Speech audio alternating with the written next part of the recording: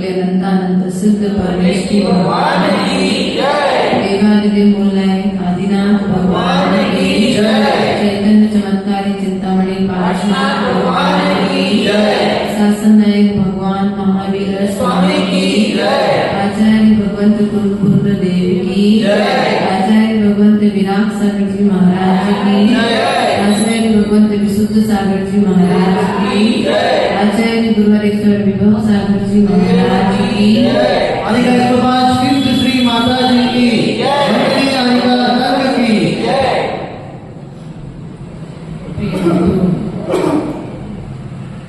हृदय रूपी वेदी पर गुरु का आह्वान कर आज की धर्म सभा को प्रारंभ करेंगे।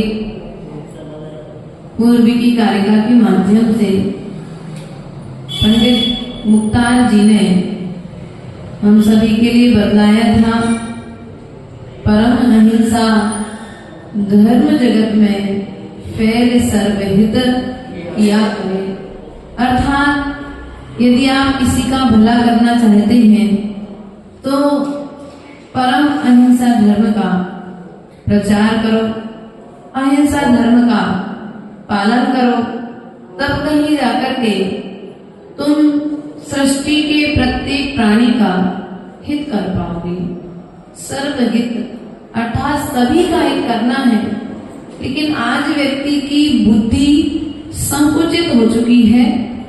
मेरा भला हो जाए, मेरे परिवार का भला हो जाए, मेरे रिश्तेदारों का भला हो जाए, बस बाकी दुनिया जाए।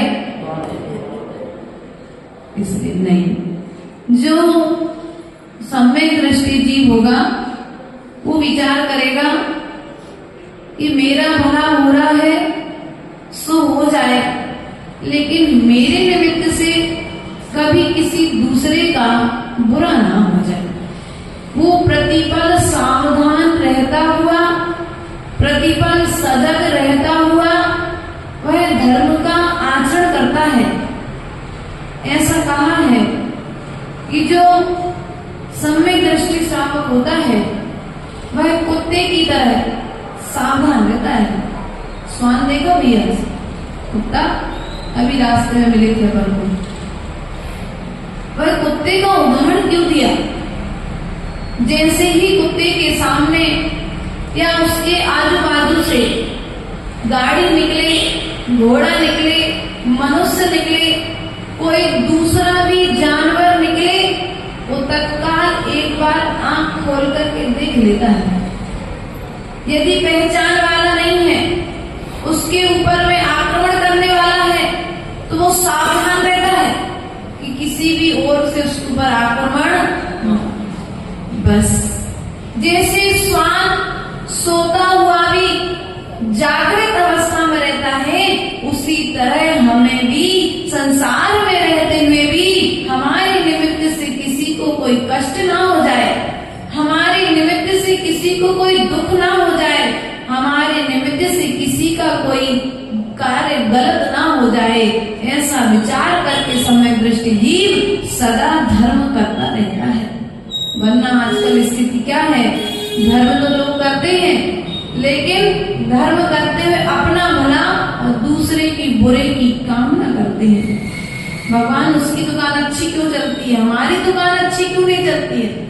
सामने वाले का व्यापार तो बढ़ता चला जा रहा है और हमारा व्यापार तो, बल्कि पूर्वाचार्यों ने कहा है कि यदि तुम अपनी बढ़ोतरी चाहते हो तो दूसरे का बुरा मत सोचो, तुम तो अपना भला सोचो। सामने वाले का बुरा सोचने से सामने वाले के जीवन में बुरा हो या ना हो, लेकिन तुम्हारे जीवन में निश्चित ही बुरा होगा ही होगा। इसलिए प्रिय बंधुओं, फैल सर्वहित किया करे। इसी क्रम को आगे बढ़ाते हुए आज कार्य का नंबर 11 अर्थात अंतिम कारिका के माध्यम से आज मेरी भावना की यहाँ पर देशना होगी। पहले प्रेम परस पर जग में मोह दूरी रहा करे, अप्रिय कठोर शब्द न कोई मुख से कहा करे, बन कर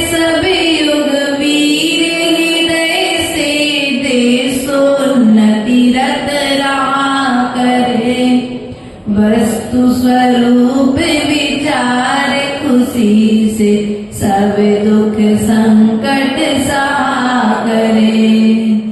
पहले प्रेम परस्पर जग में, क्या कहा, क्या हो, परस्पर में क्या फैले, प्रेम फैले, परस्पर में प्रीति होना चाहिए, परस्पर में बैर नहीं होना चाहिए, फैले प्रेम परस्पर जग में। क्या दूर रहे भैया, मोह दूर ही, क्योंकि स्पष्ट कहा है जहां पर मोह होगा वहां पर राग द्वेष होगा, और जहां पर मोह नहीं होगा वहां पर राग द्वेष भी, वहां पर प्रत्येक प्राणी से प्रेम होगा, और जहां पर मोह हो गया वहां पर बुद्धि संकुचित हो जाएगी, कुछ लोगों में सीमित हो जाएगी, कुछ आदतों में सीमित हो जाएगी।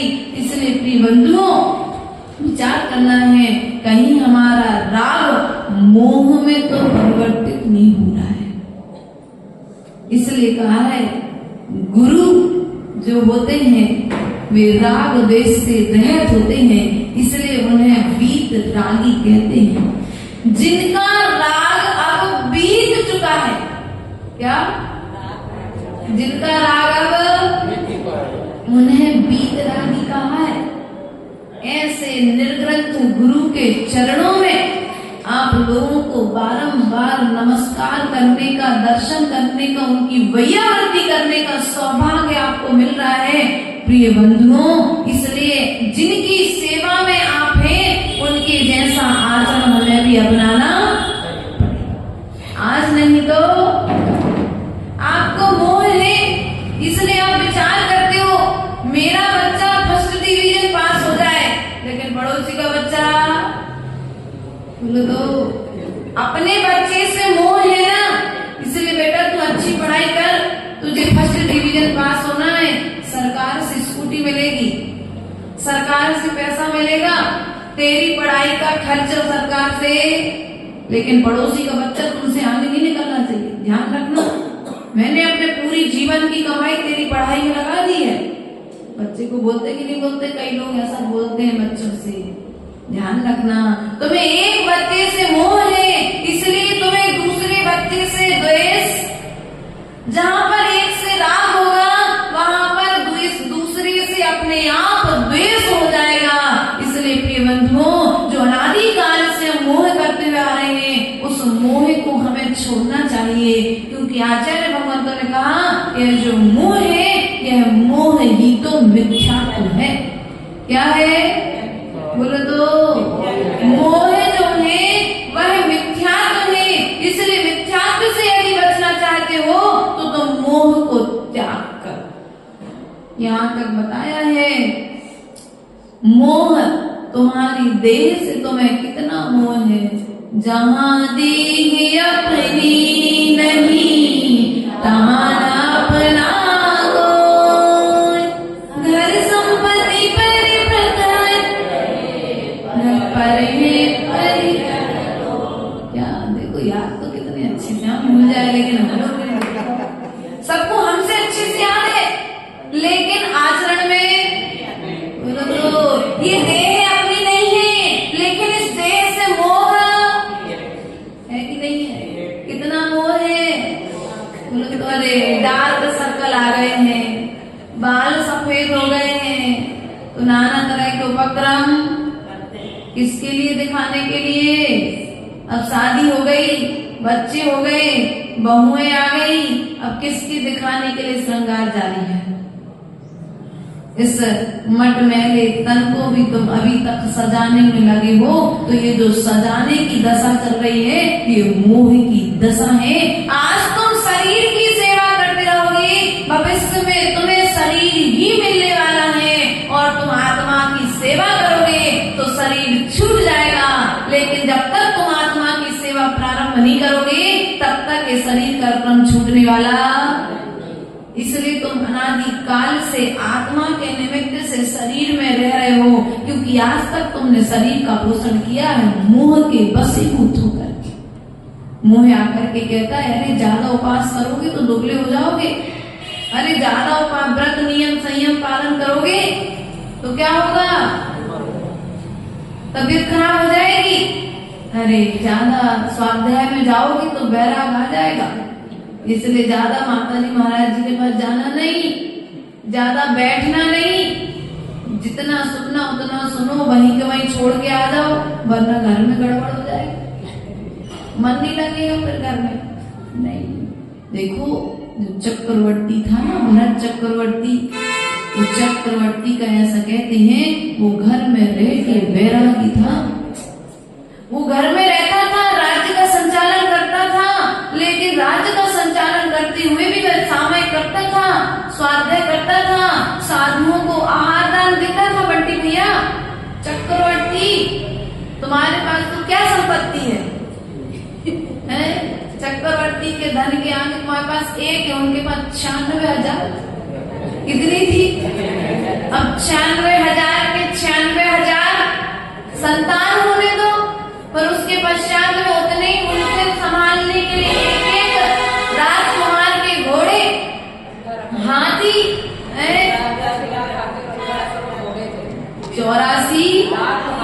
84 लाख हाथी, 18 करोड़, पूरा कुशलगढ़ भर जाए तो नहीं बनेंगे इतनी।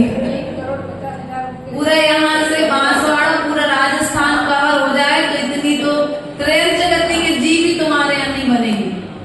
इसलिए प्रिय बंधु विचार करो, तुम्हारे पास आज जो है उससे मोह मत करो, उससे ममत्व भाव मत रखो, क्योंकि जब तक ममत्व भाव रहेगा तब तक तुम्हें पर वस्तु से दुख की प्राप्ति होगी, और पर वस्तु से यदि तुम दुख सुख चाहते हो तो उससे ममत्व का त्याग कर दो, क्योंकि ममत्व ही मोह ही दुख की मेन कारण है, मेन जड़ जो है वो मोह है। तुम्हें सुख मिल रहा है, मोह को दर, दुख मिल रहा है, मोह को दर। इसलिए एक काम करो, मोह का ही त्याग कर दो। गलत कह दिया क्या? अब जैसे मान के चलो बार बार छत से पानी गिर रहा था, तो आपने क्या किया? बार बार ऊपर जाकर के पहुंचने की अपेक्षा उस छत में वहीं पर सीमेंट डलवा दो तो छेद बंद, और जहाँ छेद बंद होगा तो पानी आना भी बंद हो जाएगा। अब बताओ आप क्या करोगे? उस छेद को बंद करने को उपाय करोगे कि आप बार बार जाकर के पोंछा लेकर के उस पानी को निकालोगे, पोंछोगे? अरे वो छत से पानी आ रहा है इसलिए छेद बंद कर दोगे, लेकिन जहाँ से वो कर्मों का आश्रय हो रहा है ना, उस छेद को बंद कब करोगे? सबसे ज्यादा कर्म का आश्रय यदि किसी से होता है तो मोहिनी कर्म के वशीभूत होकर होता है। मोहिनी कर्म की कितने 70 कोड़ा कोड़ी सागर उत्कृष्ट, कितना काल है बोलो तो? मोह का उत्कृष्ट काल 70 कोड़ा कोड़ी सागर पर्यंत हम मोह से ग्रसित हैं, और आज भी उस मोह को छोड़ना नहीं चाहते। परिवार छूट जाए, सब कुछ छूट जाए, लेकिन मोह नहीं छूटेगा। मरते मरते तक पोते को देखने की भावना तो क्यों दादी में बमोरिया तुम? एक बार तो पुत्र का मुंह देखने मिल जाए फिर मरण हो जाए, फिर नहीं है। एक सेठ जी की कहानी आती है ऐसी कि एक सेठ जी के पास भी यमराज आया, और सेठ ने यमराज से कहा भैया तुम्हारा समय हो गया चलो। तो सेठ ने कहा कि चलना तो है लेकिन थोड़ा रुक जाओ, मुझे मेरे बेटे का विवाह करा देने दो, उसके बाद चलूंगा। ठीक है। कुछ समय पश्चात बेटे का विवाह हो गया।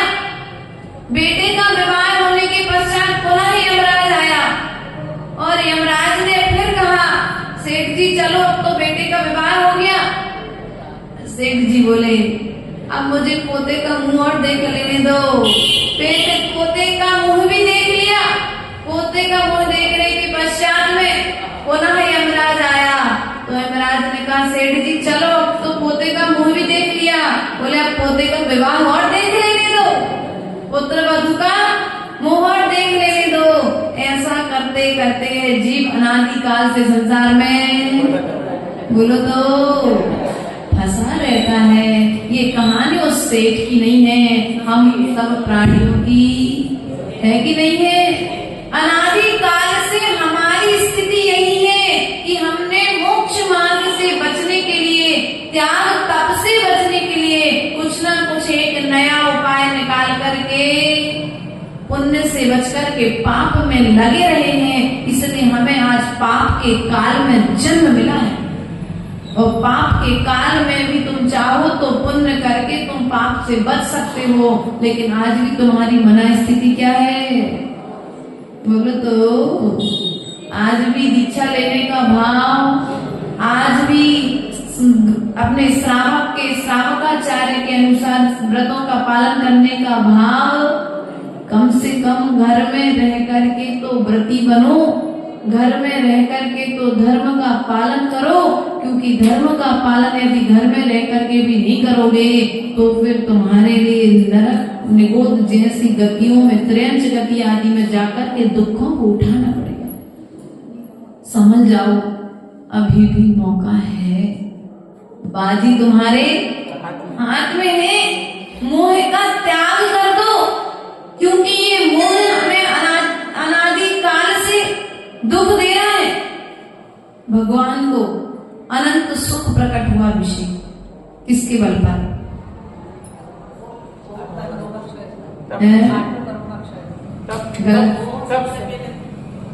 जब मोहिनी कर्म का नाश होता है तब जाकर के अनंत सुख नाम का गुण प्रकट होता है। सुख चाहते हो आप लोग? अच्छा, सुख कितने लोग चाहते? सभी चाहते हैं। और दुख कितने लोग चाहते? कोई भी नहीं चाहता। सुख सभी चाहते हैं, लेकिन सुख के कार्य करना कौन कौन चाहता है?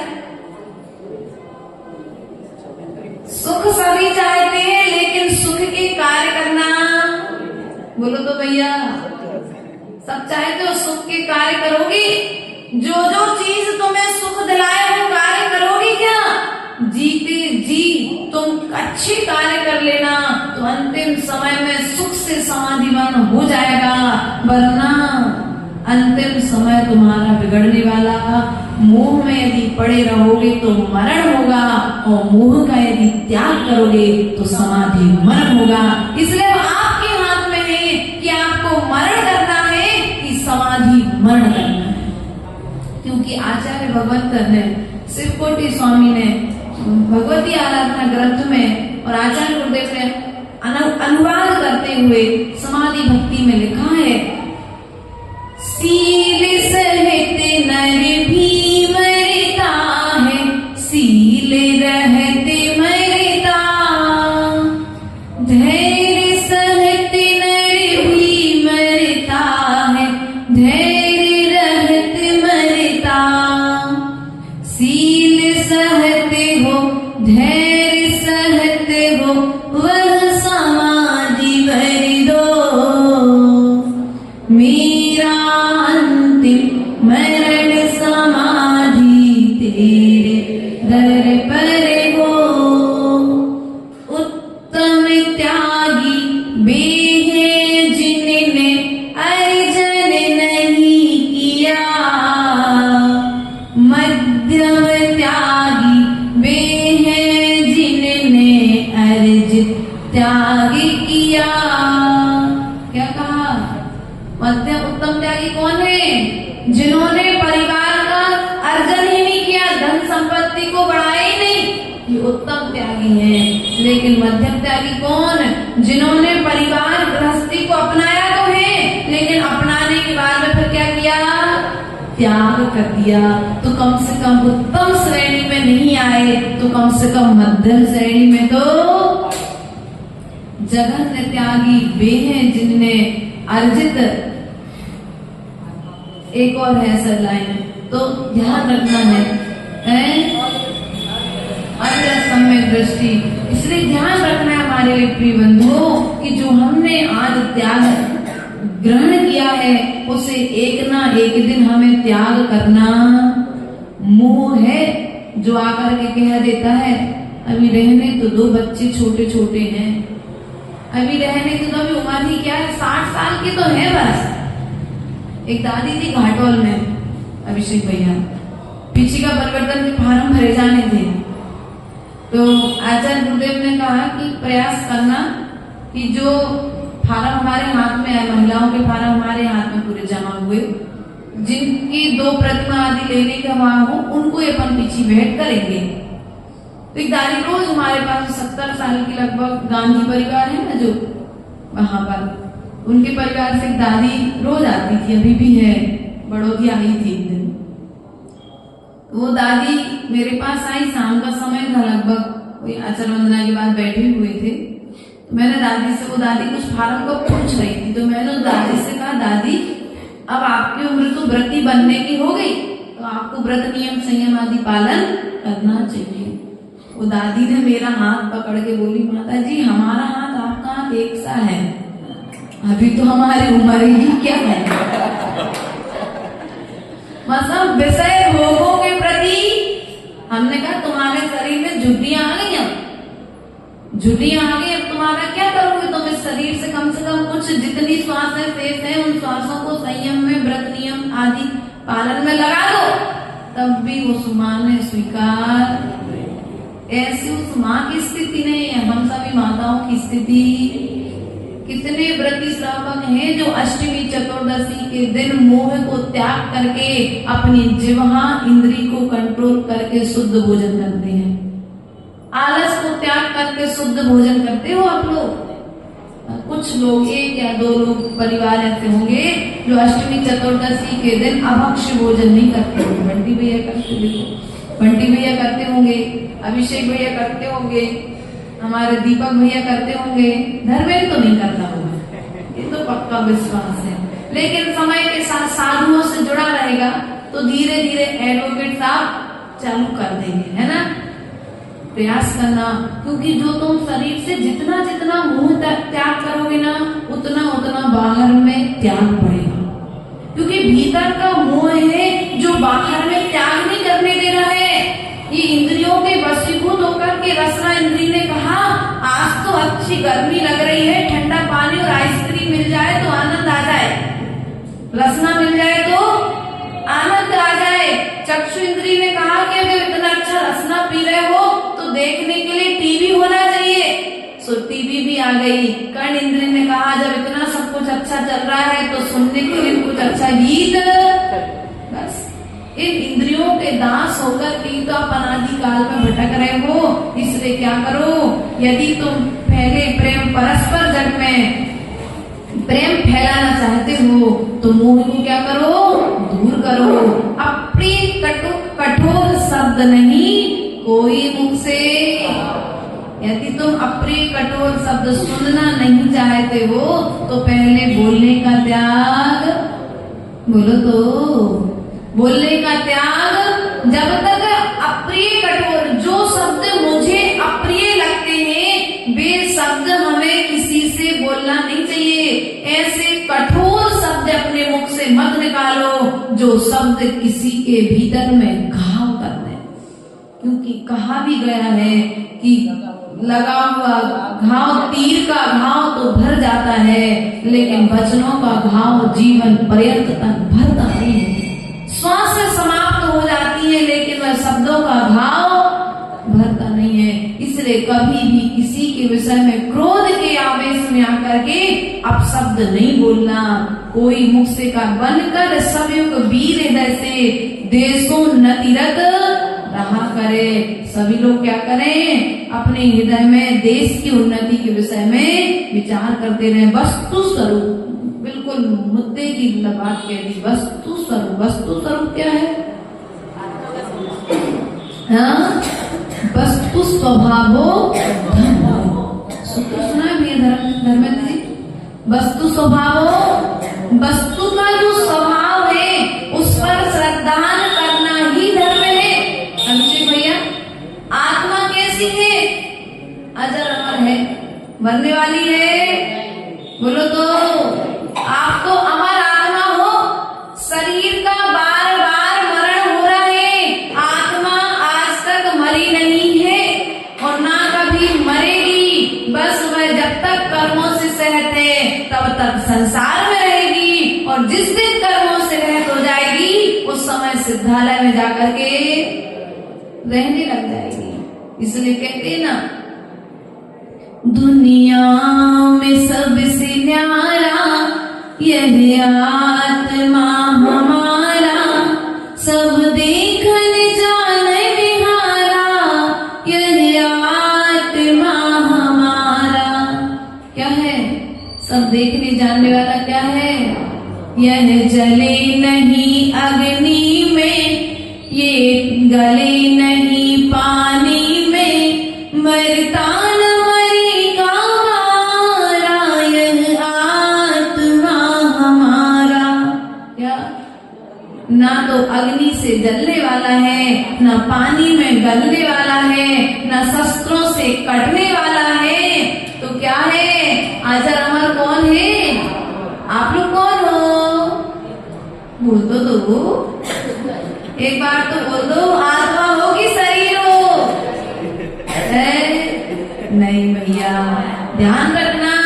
अभी आप चाहे जब तक प्राण है, जब तक तुम आत्मा के साथ में शरीर है, जैसे वह दीपक में रखी लौ अलग है और दीपक अलग है, उसी प्रकार से इसमें जो आत्मा विराजमान है वह आत्मा अलग है और शरीर कमल के पत्ते पर रखी हुई पानी की बूंद अलग है और कमल का पत्ता अलग है। पात्र में रखा हुआ दूध अलग है और पात्र अलग है। उसी तरह से हमारी आत्मा अलग है और हमारा शरीर हमने एक में आज तक जान करके रखा है, इसलिए वस्तु के स्वभाव का विचार नहीं किया है। एक बार वस्तु का विचार हो जाए, कष्ट आ जाए ना। देखो वस्तु का विचार कैसे किया हमारे प्रभु पारसनाथ ने। उन गज कुमार मुनि का एक बार चिंतन तो करो, उन मणिमाली नाम के मुनिराज का चिंतन तो करो, उन यशोधर मुनिराज का एक बार चिंतन तो करो, उन नेमिनाथ भगवान का चिंतन तो करो। एक बार भेद ज्ञान हुआ, शरीर अलग है, आत्मा अलग है, कष्ट होते रहे। जिनके लिए एक राई का दाना भी गढ़ चुभता था, ऐसे सुकुमार मुनि विहार करते रहे। भेद विज्ञान हो गया तो शरीर को स्यालनी खाती रही, आंख खोल करके नहीं देखा। वस्तु स्वरूप का यदि एक बार विचार हो जाए, सिर पर सिगड़ी जलती रही, लेकिन आंख खोल करके कमठ पत्थर बरसाता रहा, लेकिन उन्होंने कोई रिटर्न उत्तर वह ऋण कुमार ने मुनिराज के ऊपर में मरा हुआ सर्प डाल दिया। 500 बड़े बड़े जंगली कुत्ते भेजे, लेकिन यशोधर मुनिराज ने रिटर्न उत्तर, उन्होंने यही विचार किया, शरीर अलग है, आत्मा अलग है, मुझे आज कर्म की निद्रा करने का सौभाग्य मिला है। मैंने आज तक जो विचार किया था उसे आज आचरण में लाने का समय मिला है। और हम क्या करेंगे? बाकी समय में तो सामयिक बहुत अच्छी होती है, और यदि सामयिक करते समय आपके सामने सांप आ जाए, क्या करोगे?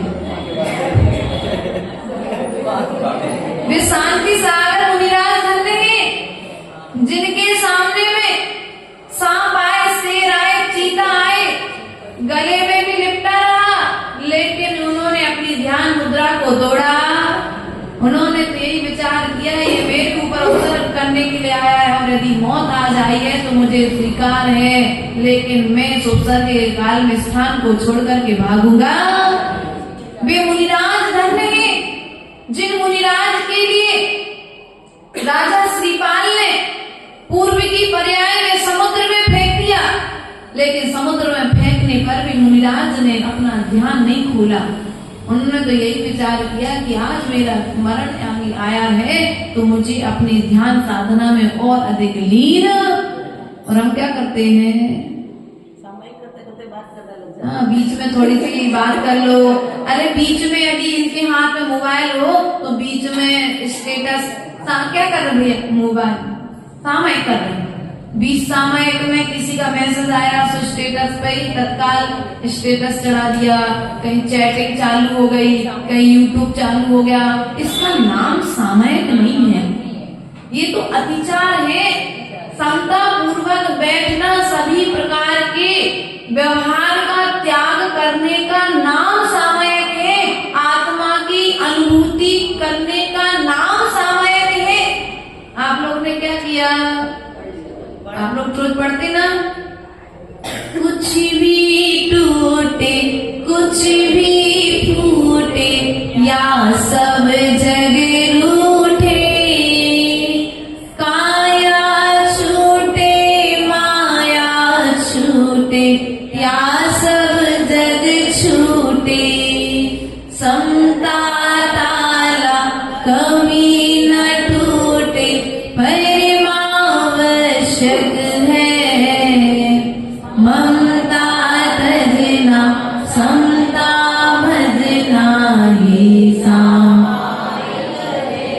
चलो फिरो मत, क्या कहा?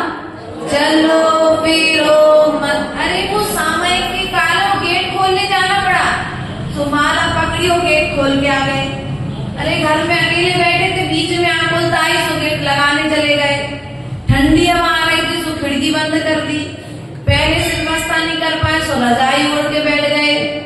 अरे तुम लोग जानते क्या हो, लोग सब तरह की स्थितियां करते हैं और हम लोगों के कान में भी आती है और आंखों में देखने भी आता है। तभी तो हम इतने अधिकार के साथ मंच से कह देते हैं, जो लोग सामयिक के काल में इस तरह का प्रमाद करते हैं उन लोगों से निवेदन है, सामयिक को सामयिक के तरीके से करोगे तो कर्म की निर्जरा होगी, वरना कर्म का सामयिक के काल में भी कर्म का बंध हो जाएगा। इसलिए कुछ चलो फिरो मत, क्या नहीं करो, चलना फिरना, माला ली और इधर उधर घूमने लगे, लघु संघ जाना, दीर्घ संघ जाना, कुछ ना कुछ। अब उस अतिचार का भी प्रायश्चित है, गुरुदेव पे लेना चाहिए। इसलिए 48 मिनट, ज्यादा नहीं तो कम से कम 48 मिनट एक स्थान पर बैठने का संस्कार बना लो। जीते जी, मरने के बाद तो लोग तुम्हें पकड़ के बांध करके बैठा देंगे। समाधि बढ़ोती क्या करते, साधु की समाधि होने के बाद में से बांध करके फिर बैठा देते हैं और तुम्हें लेटा देंगे। यदि सामयिक नहीं करोगे तो फिर तुम्हें लेट करके जाना पड़ेगा, तो सामयिक करोगे तो बैठ करके जाने मिलेगा, क्योंकि जो सामयिक करेगा वही भविष्य में जाकर के साधु बनेगा। इसलिए प्रिय बंधुओं, चलो फिरो मत, हिलो डरो मत। क्या नहीं करना है? अब सामयिक का स्वरूप हमसे श्रावक पूछते, माता जी सामयिक कैसे करना चाहिए? तो चलो फिरो मत, हिलो डरो मत, बोल नहीं। 48 मिनट का नियम ले लिया, सामयिक करने बैठे हैं, बीच में कुछ बात भी कर लो, क्या दिक्कत है? 48 मिनट सामयिक को एक स्थान पर तो बैठना है, तो बीच में क्या कर रहे हैं? सामयिक कर रहे, आवाज आ रही है, फोन पर सहेली से बात चल रही है। ऐसा भी होता है, लोग ऐसा मायाचारी। कभी कभी अगर कोई देखने वाला नहीं है ना भैया मंदिर में, तो बैठे बैठे झपकी आ जाएगी और देखने वाला कोई आया तो रीढ़ की हड्डी बिल्कुल एकदम, लोगों को लगे अरे यार इनके बराबर तो धर्म करने वाला कोई दूसरा। ये मायाचारी किसके लिए?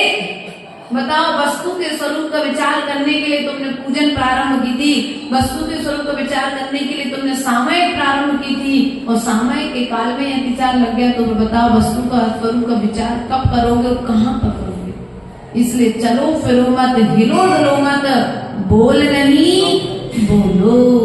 चलो फिरो मत, हिलो डुलो मत, बोल नहीं बोलो। कुछ ना सोचो कुछ ना चाहो, बस निश्चल हो लो। राग द्वेष अरुमोह करो मत, विधि आवश्यक है। ममता तजना समता भजना ही सामायिक है। अरे निर्विकल्प तो हो ही नहीं पाते माता जी। अब वो सामयिक का समय हो गया था, सो बैठ गए सामयिक करने, गैस पर रख दिया था दूध, अब वो सामयिक के काल में याद आया कि वो दूध गर्म हो रहा है। ऐसे ही होता कि नहीं होता कभी कभार?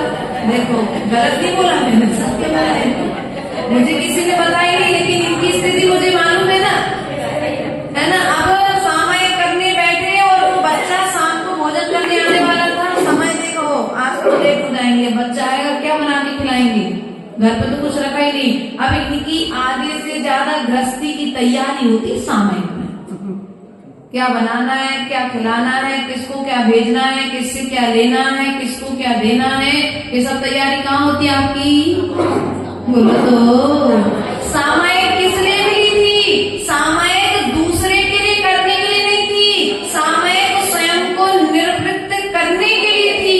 सभी तरह की प्रवृत्तियों से बचने के लिए सामयिक मिली थी। लेकिन तुमने क्या किया? बोलो तो। सामयिक के काल में भी, सामयिक का काल भी दूसरे के लिए। अब बताओ सामयिक का काल तुमने जब दूसरे को दिया है तो भविष्य में तुम्हें कभी कुछ मिलने वाला है क्या?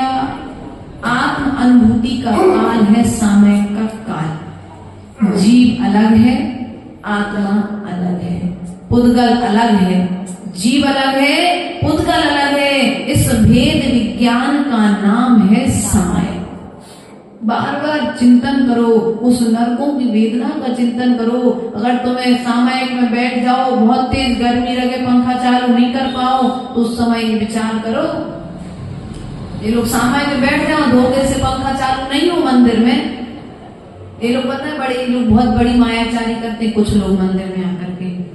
अरे हमारा तो पंखा चालू करने का त्याग है, और दूसरा कोई चालू करके बैठो, धीरे से बाजू में जाके बैठ जाएंगे। यही करते ना। अरे भैया, जब पंखा चालू करने का त्याग था तो पंखे में बैठने का त्याग करना था, लेकिन तुमने क्या किया? बोलो तो। और आराम से सामने वाले ने सोचा कि चलो अब ये बैठे सामयिक करने के लिए, इनको बैठा रहने दो, अपने घर चले जाती है, बंद कर देंगे। सो हमारा चालू करने का भी त्याग था और बंद करने का भी त्याग था, लेकिन सामने वाला तुम्हारे निमित्त से पंखा चालू छोड़ गया। अब बताओ जितने जीवों का घात होगा उसका पाप किसको लगेगा? और यदि धोखे से बीच सामयिक को बंद करके चला जाए फिर क्या स्थिति होगी? इसलिए इस भीतर की इच्छा शक्ति के त्याग का नाम ही तो सामयिक है। और यदि ये भीतर की इच्छा शक्ति शांत नहीं हुई तो अभी सामयिक की प्रारंभ नहीं हुई है। इसलिए वस्तु स्वरूप विचार खुशी से सब दुख संकट ये मेरे कर्म का उदय है। यदि सुख मिला है तो मेरे कर्म का उदय है, और दुख मिला है तो मेरे कर्म का उदय है।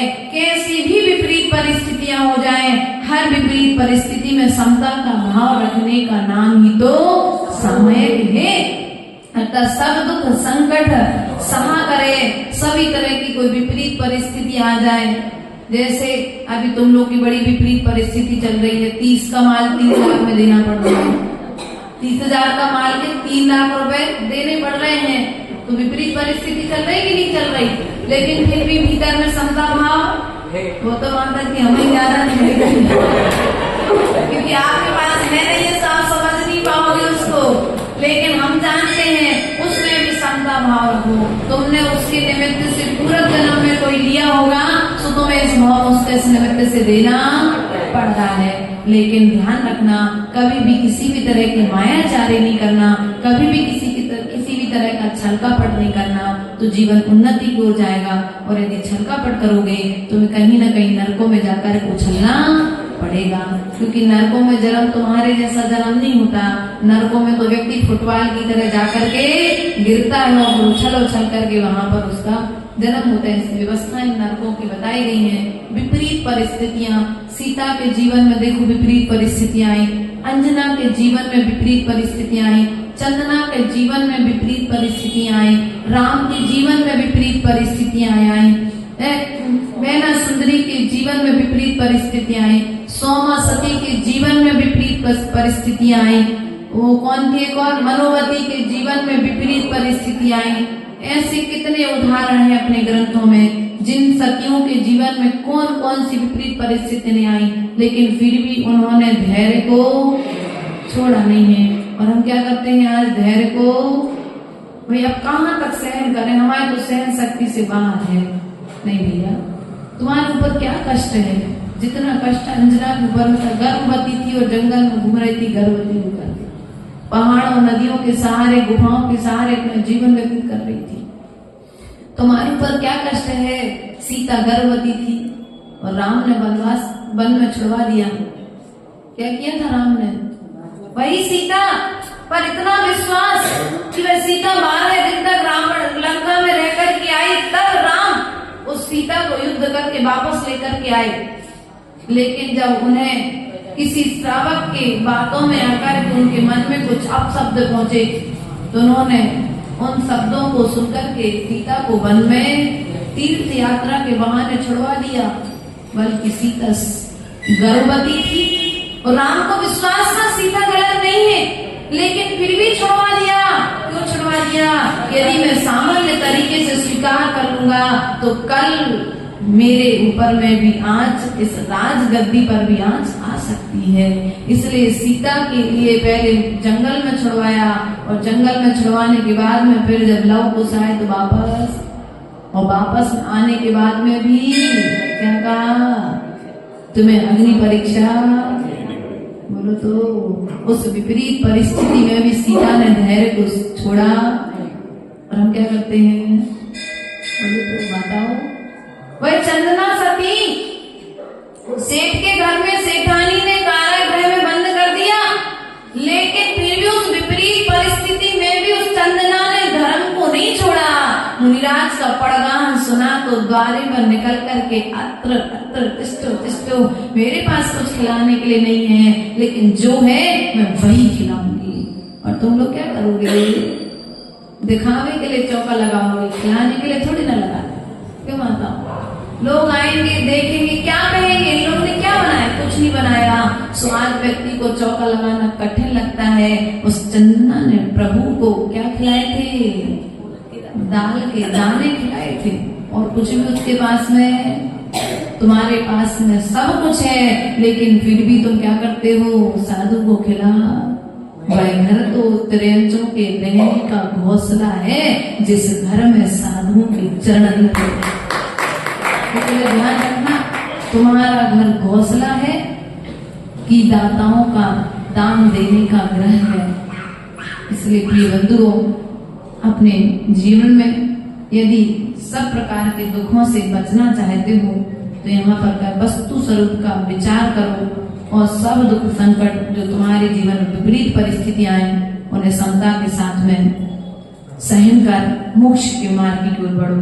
क्योंकि समता का पाठ हमारे साधुजन हमें सिखा रहे हैं, हमारे महापुरुष हमें समता का पाठ सिखा करके गए हैं। बस हमें एक बार ग्रंथों को निहारने की जरूरत है। यदि ग्रंथों को निहारेंगे तो निश्चित ही एक दिन हम भी निर्ग्रंथ अवस्था को प्राप्त हो जाएंगे। बोले भगवान महावीर स्वामी की